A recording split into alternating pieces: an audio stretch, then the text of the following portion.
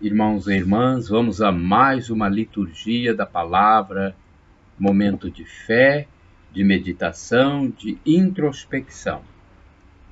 É aquele instante em que deixamos Deus nos falar. É importantíssimo abrirmos o nosso coração, pelo menos um momento do dia, para que Deus nos transmita a sua mensagem. Liturgia da Palavra, de 27 de novembro de 2019. Veiculada na Igreja Católica Apostólica Romana no mundo inteiro, quarta-feira, 34ª semana do Tempo Comum.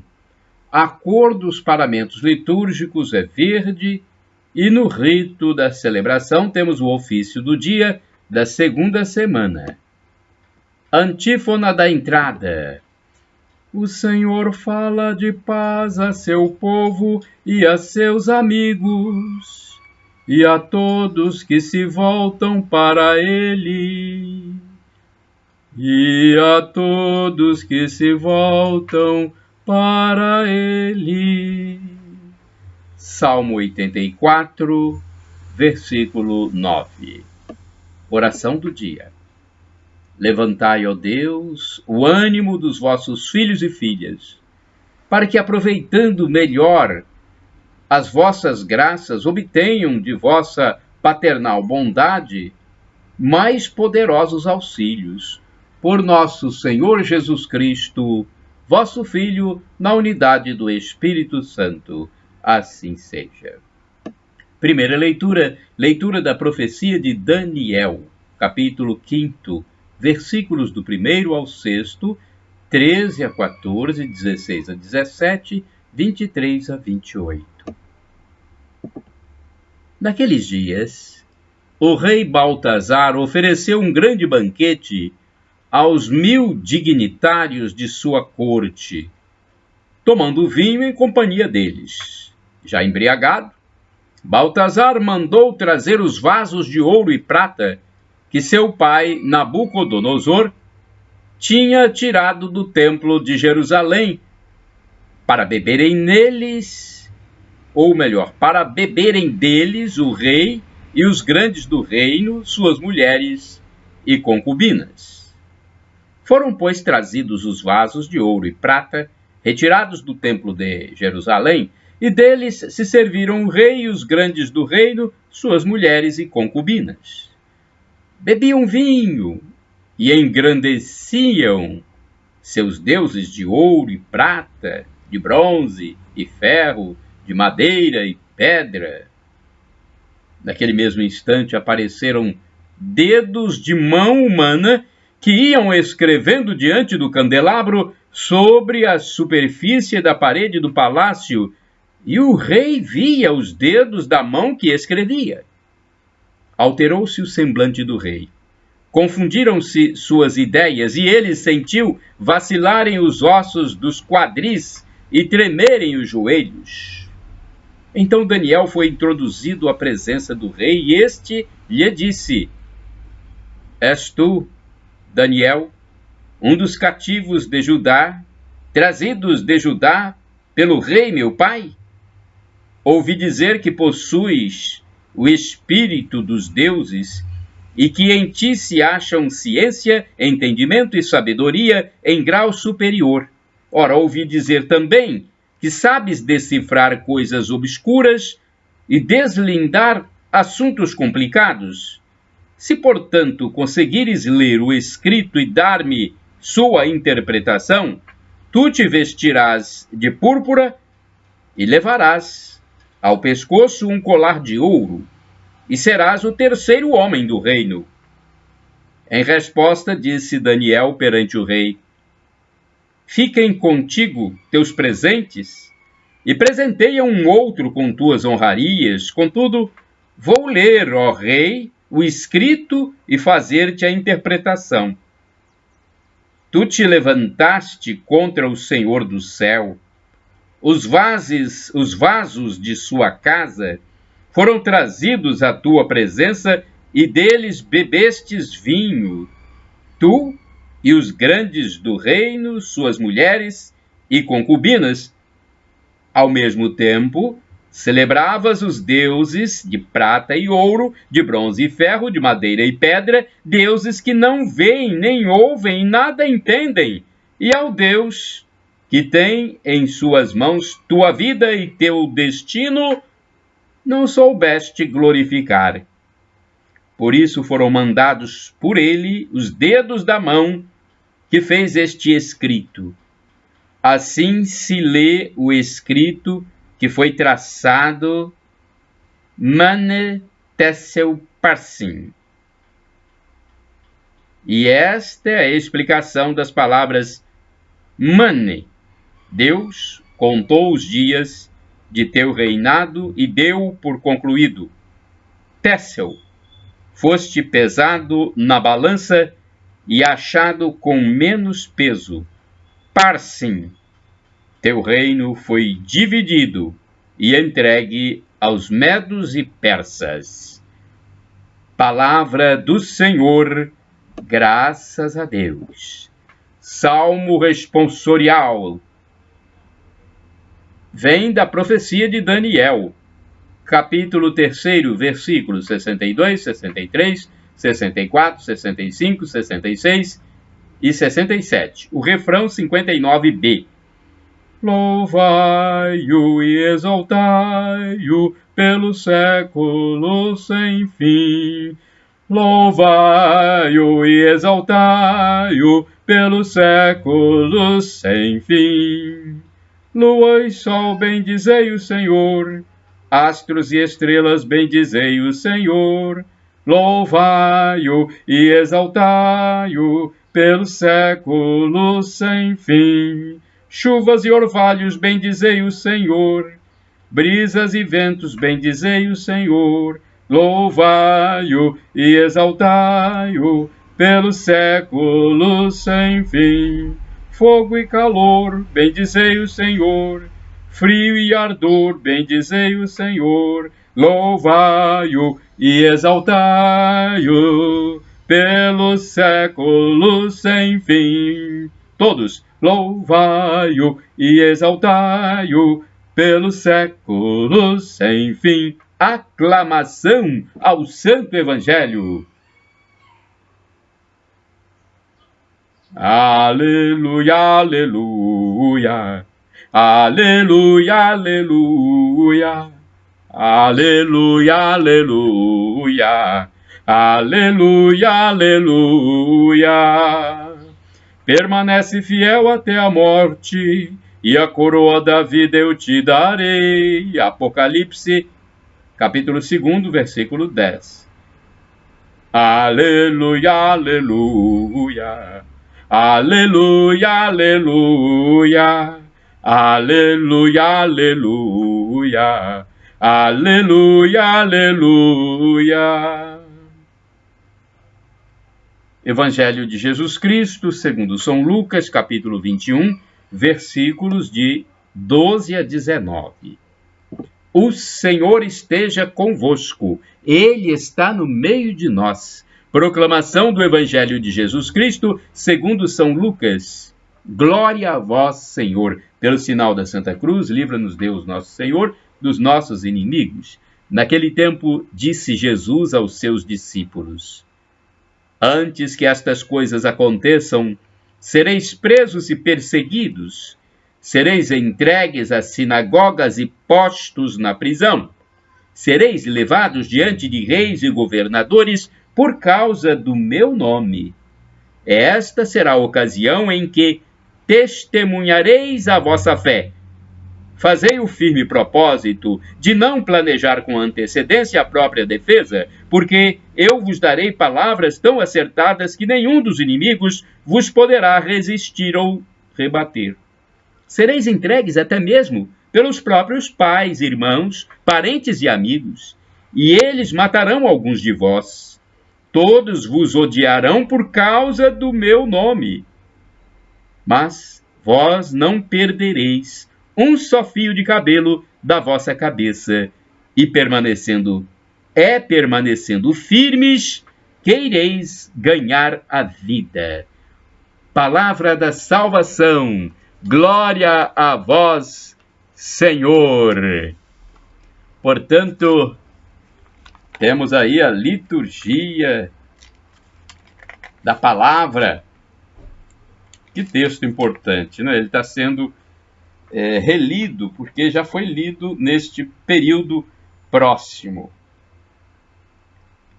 Lucas 21, de 12 a 19. Temos uma primeira reflexão que está no livro Palavra e Vida 2013, da editora Ave Maria. Vamos a essa reflexão. Perseguição nem sempre é sinal de fidelidade ao Evangelho. Não basta ser perseguido para certificar-nos de que estamos no bom caminho. Das muitas perseguições que a Igreja sofreu ao longo de sua história, algumas não foram motivadas por questões realmente evangélicas. Dizemos isto, naturalmente, sem julgar nem valorizar a boa vontade e sinceridade dos homens e mulheres que sofreram a perseguição. Por isso, é importante perseverar no Evangelho, na fidelidade à palavra que sempre nos enche de amor e de misericórdia. Agora vamos à reflexão do Antônio Carlos Santini, liderança da Comunidade Católica Nova Aliança. O e-mail dele é santini@novaalianca.com.br. Nem um só cabelo é o título da liturgia comentada do Santini. Lucas 21, de 12 a 19, os versículos. Jesus fala como o povo. Usa figuras do dia a dia como lírios e pardais, redes e lamparinas, agulhas e camelos, mescla todos os mundos, o feminino com a massa de pão e os remendos da roupa velha, e o masculino com os denários e os banquetes, o urbano dos mendigos e o rural dos semeadores, o adulto com os tribunais e o infantil com os folguedos na praça. Neste evangelho, Jesus nos fala de um simples fio de cabelo, nada menor, nada mais insignificante, aliás, mera excreção do organismo. Em outras passagens, Jesus fala das mãos, que vale a pena amputar antes que perder o reino, dos olhos atrapalhados por traves, dos ouvidos que não querem ouvir, dos rins que devem estar sempre cingidos na prontidão para o caminho. Hoje, quase microscopicamente, o Mestre Jesus chama nossa atenção para um simples fio de cabelo. Ele quer dizer que mesmo em meio a perseguições orquestradas pelos sequazes do anticristo, entre maçonarias e cárceres, tiranos e régulos, nós podemos estar confiantes na divina proteção, pois nem um fio de cabelo se perderá de vossa cabeça. Nada é tão pequeno que escape à providência divina. Sem esta confiança, Paulo de Tarso não enfrentaria a áspera oposição de seus compatriotas. Francisco Xavier não atravessaria oceanos naquelas casquinhas de nós que chamavam de navios. Sem a certeza de que o Senhor está ao lado, Maximiliano Kolbe não se ofereceria para morrer em lugar do outro condenado. Sem a convicção de que Deus caminha conosco, Madre Teresa não teria trocado a segurança de seu convento pela vida no sórdido lixão de Calcutá. É verdade que nos iludimos por longo tempo. Chegamos a crer que a adesão ao Evangelho nos granjearia fama e poder, aplausos e benesses.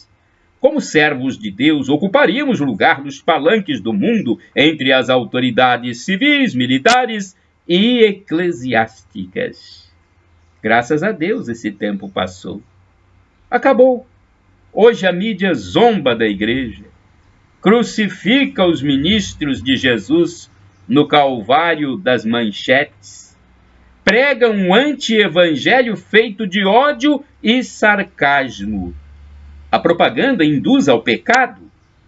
Os parlamentos legitimam o aborto, chancelam a eliminação de nossos velhinhos. A moral cristã é classificada como retrógrada.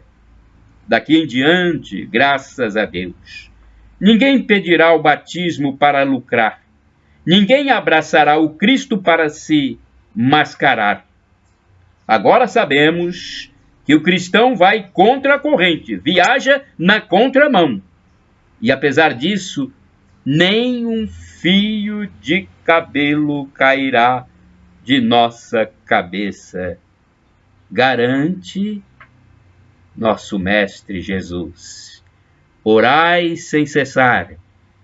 Aclamemos o rochedo que nos salva. Salmo 95, versículo 1. Vamos agora ao santo do dia. É um texto escrito pelo padre Evaldo César de Souza, missionário redentorista, que escreve para o site a12.com. E eu gravo aqui este vídeo para meu canal no YouTube, Paulo Roberto Maciel, o blog repórterpaulomaciel.blogspot.com e a rede social www.facebook.com/Paulo Maciel da Rádio.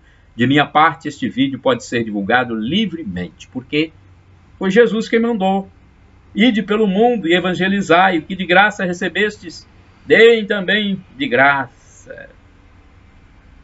Hoje, vamos ver qual é o santo deste dia, para passarmos para vocês as maravilhas que os santos fizeram. Eles realmente seguiram os mandamentos de Cristo. Vamos ver o santo do dia 27 de novembro de 2019. São Virgílio. Localização: Irlanda e Áustria. São Virgílio, então, é o santo de 27 de novembro. Nasceu na primeira década do século VIII e foi batizado com o nome católico de Virgílio.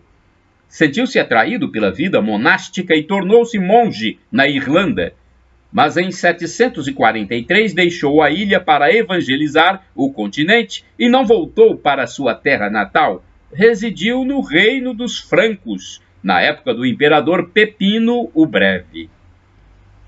Logo foi cogitado para morar em Salisburgo, no território austríaco.